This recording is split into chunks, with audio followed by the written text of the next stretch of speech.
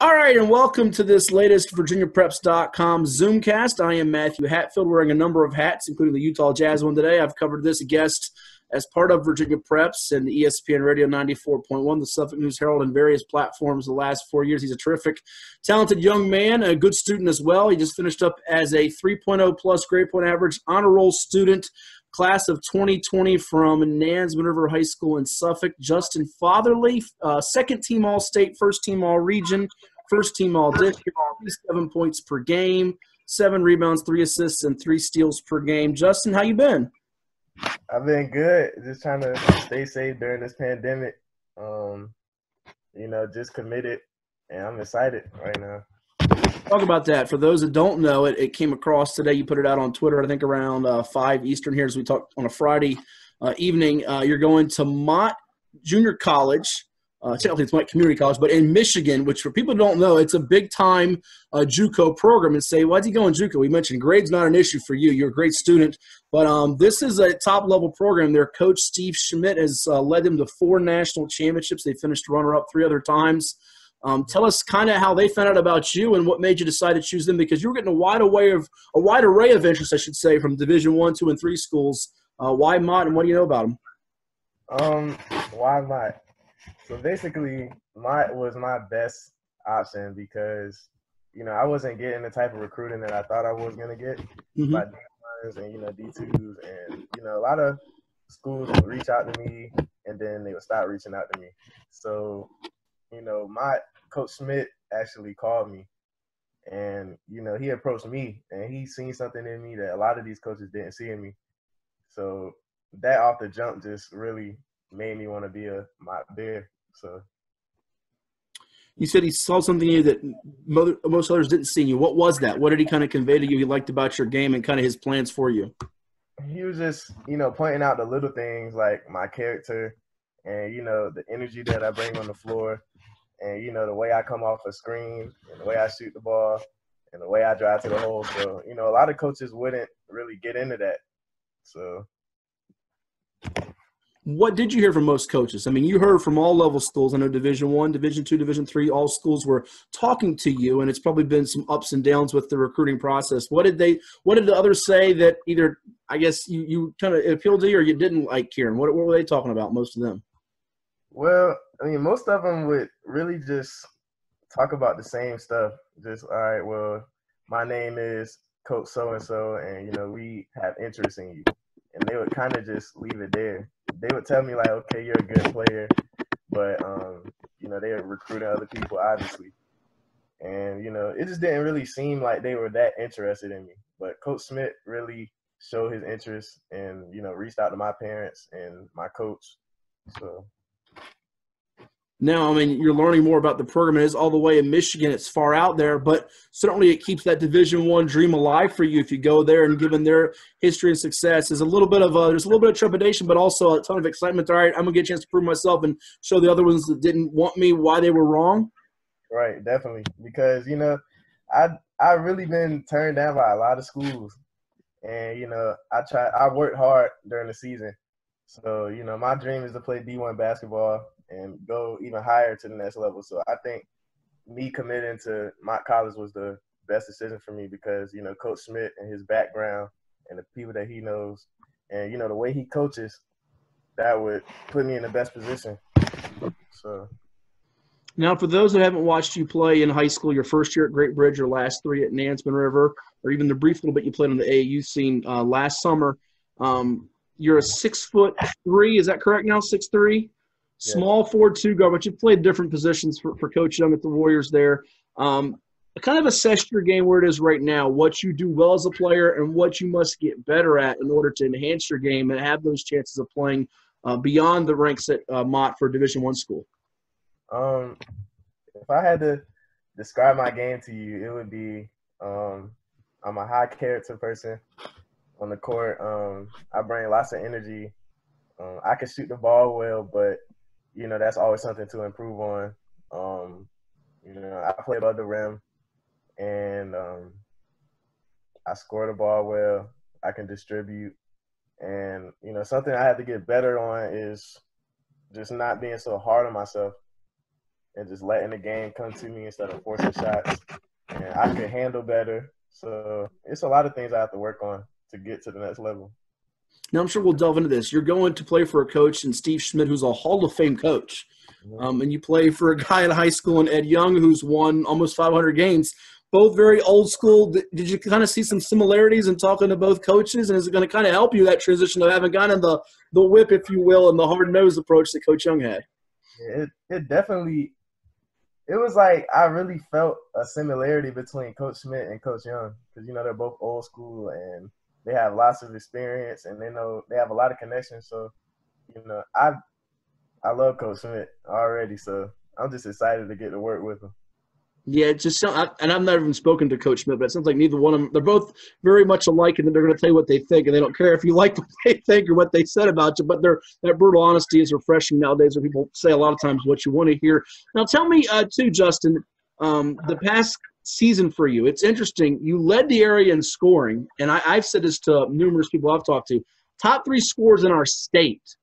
Yourself, Bradley Dean of Gate City, who you might have heard of, Jordan Battle at Norfolk Collegiate, who I know you've heard of. None of you guys had, to my knowledge, a committable Division I offer to date. You led the area in scoring, great year. Season before last, I think you were at the beginning or at some point coming off the bench, and then you flourished, had your breakout in the playoffs. You helped Nansemond River enjoy its best playoff run in about 12 years, and you guys lost that heartbreaker at the end, which we'll talk about. Which year was better for you? Because it kind of had a little bit of both. The team was better as a junior, but your individual numbers were better as a senior. Kind of, how do you look back at both of them? It was so crazy because, you know, we had a good team my junior year. You know, Jeremiah, Jaleel, Jamal, and we were so together last year. And, you know, we played together. We loved playing with each other. And, you know, it was just fun. Like, in my senior year, I mean, it was pretty good. We didn't have the season that I expected us to have. You know, we went 11-11, but, I mean, scoring-wise and, like, personal accolades and stuff like that, it was a good year. So you didn't give me an answer, really. You just kind of beat around the bush there. That's good. I mean, so individually, I guess the answer is individually it was a better year for you this past year, but the team success is what you wanted more of, or? The team success is what I was really trying to get. I wanted to get back to the playoffs in my senior year. I was determined to play Green Run again, or any team that we had to go against. Mm-hmm. So, honestly, if I had to pick, my junior year was definitely better because we had the most success. So, yeah. Give me a game or two, and I mean there's a lot of moments I'm sure in your career. And shoot, playing in Suffolk, you had 2 other schools that also won state titles last year, or shared state titles in Kings Fork in Class 4, Lakeland in Class 3. You guys played in a lot of packed houses, big environments, great games. The schedule you played in general, some teams that went deep into playoffs, and in that southeastern district. Any 1 or 2 games stick out above the rest for you? For my junior year? You can just your whole career in general. Wow. So my sophomore year is the year that I came off the bench for Nansemond. Okay. We went to Western Branch, and, you know, it was a packed house. They're pretty vocal, yeah. Yeah. I just cut my hair all the way off. So I had, like, a bald head, and, you know, they was giving it to me that night. They was just saying, like, who's your barber? And you suck. So I just ended up snapping. I hit like 4 3-pointers in a row, and that was pretty much my breakout game. So then that's when Coach Young realized, like, yeah, I think I got something. So that's when he started starting me instead of bringing me off the bench. And then my junior year, the first game we played was Deep Creek, the home opener. And, you know, nobody was expecting me to, you know, have, like, such a good game that game. And I was, like, playing above the rim and dunking, like, everything and catching alley-oops. So I think that was, like, my game that set a statement, really. And then, of course, the Green Run game, that gave me some more notoriety. My bad. Notoriety because, you know, playing against AJ, rest in peace. Like, he was such a good player. And, you know, me and him going head-to-head, it just gave me a lot of, you know, exposure, at least locally. So. Well, I think that game's a memorable game. You had, was it 27 in that game, if I remember right? Yeah. And there was a stretch there, third and fourth quarter, where you guys are going back and forth. It would have been great if it was a championship game where somebody didn't have to lose and be an elimination game. And people forget Elijah Kennedy, who had a great year, got hurt in the first quarter of that game. AJ hits the shot from half court. And I know you guys were close, and you put out some tributes after he passed. Just kind of the emotions of those two things. His passing, I know he was kind of a basketball icon, if you will, for kids in the area, 7'5", and then just to kind of be that close to it, what the adversity taught and what Coach talked about from that moment, if you will. Well, AJ hit a tremendous shot. I didn't even know it was going to go in. I was just in the backcourt looking at it go in, and it went in. But, his passing really affected a lot of people in the area because he was such a good player and he had such a good heart. So, I didn't know him, personally, hung out with him all the time, but I knew of him and talked to him a couple times. So he was just a great person. So, and what was the other question? Yeah, I mean, I think for you it was, you want to compare yourself against the greats, and he was kind of the not the best player around here, one of them, so you wanted to show people that you were at or close to that level or could exceed that level if he brought it out of you. The other question was, what did Coach Young – I mean, you guys lose a heartbreaker. I think people were so excited for Green Run, and rightfully so. Whoever won that game, I think we were all sitting there like, man, this is going to stink for somebody to lose this game because this deserves to be a state playoff game. You guys lose in that game, kind of the emotion. I mean, you lose. You mentioned Jeremiah Lewis, Jamal Boone, Rayshawn Murray, Jalil Langston, some seniors that moved on. I had to imagine it was a very somber locker room afterwards. And what did he tell you kind of going into this past year? Well, he told us that, we played a great game. We went back and forth, and we did everything that we possibly could to win that game. And, he told us that if we were to go into overtime, then he thought we were to get that game. But we can't really say that because it didn't happen. So we don't know. But going into this season, he was just telling me that I had to step up for my junior year, that I'm going to have to probably carry most of the load, and I'm going to have to, lead my teammates and do the best that I can and produce. So that's what I did my senior year. Yeah, a few more minutes for you, Justin. I appreciate the time here. It could have been easy for you to say, all them seniors leaving. All right, I'm bolting. I'm getting out the door. I know there were people that were kind of poking and pulling at you, if you will. And you had to adjust from freshman year at Great Bridge to Nansemond River, a new school, sophomore year. Kind of what'd you learn from part A, and then B, the loyalty you showed staying put. Kind of what do you hope that people take from that? Because we have a lot of transfers these days, and it's happening in college basketball too, not just high school basketball. So I have a little story. Okay. My freshman year at Great Bridge, me and Drew Harmon played together, and going into next year, Coach Obenauer, he isn't the coach in there anymore, but he had so much faith in me, and he seen something in me. So I was so excited to start that next year at Great Bridge in my sophomore year. And then my mom just up and moves, and I had to move with her. So us going to Nansemond River, I was just I don't know anything about this school. I don't know anything about the coach. So I was pretty upset because I thought I had something at Great Bridge. So that's when we moved to Nansemond my sophomore year. And, I was coming off the bench every game until that Western Branch game. And we played Great Bridge, and I had 20 points. So it was a rocky year for me that year. So then going into my junior year, that's when I started to make a statement. And my senior year, I just flourished off of that. So it was a long road. So. Well, our well-respected veteran coach there at Great Bridge. I know he's doing his health and wellness thing. Shout out to him. He's doing a great job. Give me your favorite Coach Young story, because I haven't known him quite a bit and been around him. You probably have tons of them, some that you can't share, but he's closing in on, I guess, a big milestone, which will be 500 wins, which he'll get soon. Kind of what you learned from him. And I know you guys grew very close this past year. Yeah. My favorite story, it's so many, I can't really choose one. I think my favorite story of Coach Young would just have to be him just pushing me to my limits. Sometimes I would mess up and I'm going straight to the tire, and I'm pushing the tire all the time. So a lot of people would think oh yeah, he's the coach's pet, but it was nothing like that. He expected a lot out of me this year. So I just learned a lot from Coach Young. He stayed on me and made sure that, I lived up to my potential. And he told me what was going to happen this year in terms of personal accolades. He was you'll get all state and all region if you just work hard and, you know, keep your head on straight, stuff like that. So that's what I did. You know, you go down, we spoke about this earlier, that you go down, I think, as his highest scoring player. He's had it in Nansemond River. There's been a lot of great players from Andre Jones to Nick Wright to Dontrell Bright, Shannon Evans, Ashton Moore. The list goes on and on of players that have played professionally, Division I and overseas and so forth. But what's that kind of mean to you? And then to not get some of the Division I interest, does that put a big chip on your shoulder moving forward, knowing that you had that thing to prove? It feels good. You know, I like to score the ball, so just to know that I'm the highest scorer he's had, it means a lot. You know, you just mentioned a lot of great players.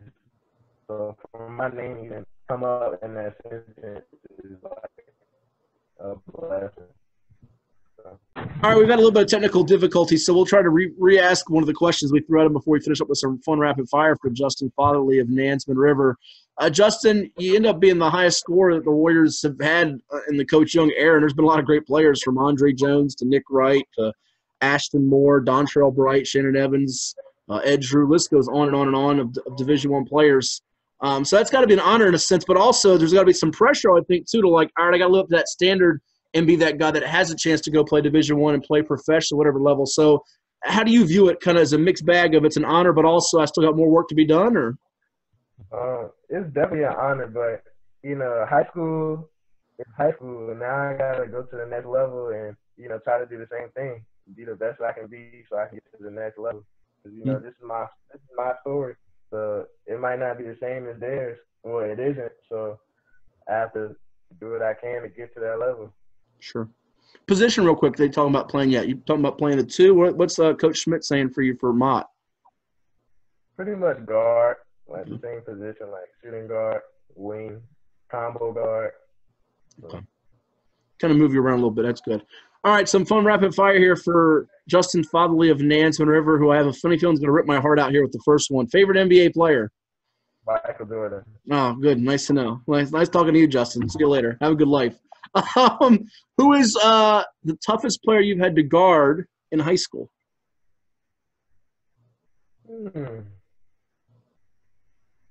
Make you think on that one, yeah. I have to think on that one real quick. Yeah, you got time to think. Listen, we got nowhere to go. It's a pandemic. You got nowhere to go. I got nowhere to go. So. Right. The hardest. It would have to be Cam Thomas. Okay, that was from Oscar Smith, who went to Oak Hill and now going to LSU. All right. Yeah. Best movie you've seen in the last year?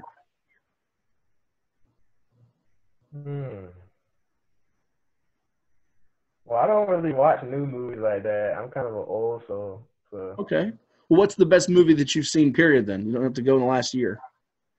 Friday. All right. Best TV show. What's your favorite TV show? Fresh Prince. Fresh Prince of Bel-Air. Okay. If you could visit one place in the world, where would you go? Jamaica. You said Jamaica? Yes. Okay. If Justin Fatherly could play one other sport professionally besides basketball, what would it be?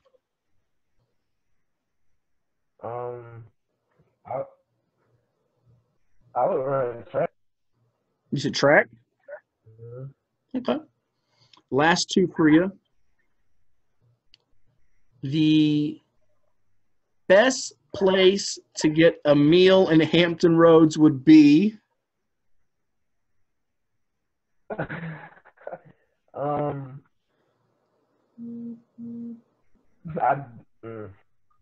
hard. Oh, there's a lot of good places to get food at. Can I name my top three? Yeah, give me three. That's cool. Listen, I'm a food connoisseur, so you're not going to hurt my feelings by naming three. Okay. You want restaurants or fast food? Either or. Doesn't matter. Okay, so my top places are Chick-fil-A, not in order, Cookout, Waffle House. Chick-fil-A, Cookout, Waffle House. You just gave me three. So I guess there's a fourth one now.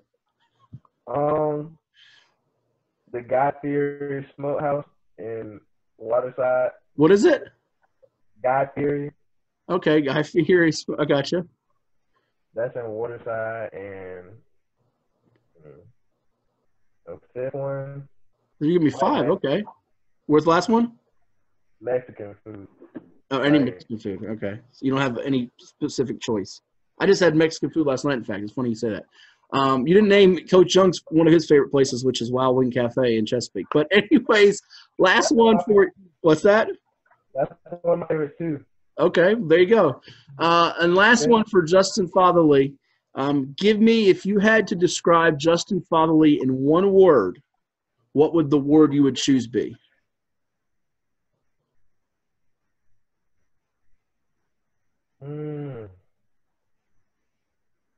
Caring. You said, what was that word? Caring. Caring? All right, there you go.